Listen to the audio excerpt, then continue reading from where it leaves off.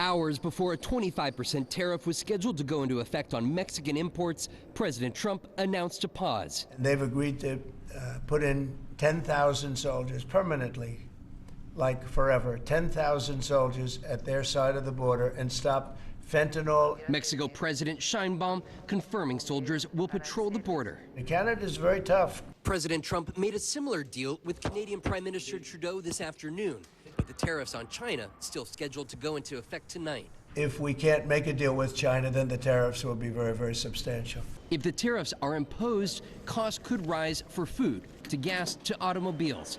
The U.S. imports 4.2 million barrels of crude oil a day from Canada. Most of that goes to Midwest states. Turning to electronics, with much made in China, the Consumer Tech Association says if the full tariff is passed on to consumers, prices could go up more than $200 on smartphones, more than $350 for laptops. While tariff talks take place on the international stage, federal workers at home in limbo. Employees at USAID told not to go into the D.C. headquarters today, with now billions of foreign aid frozen. The lobby closed, windows covered. Secretary of State Marco Rubio says he's now in charge of the agency. I'm the acting director of USAID. Our goal was to go in and align our foreign aid to the national interest.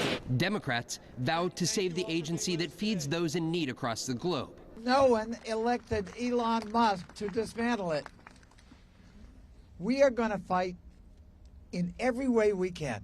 USAID reaches 130 countries, providing everything from humanitarian aid to health care.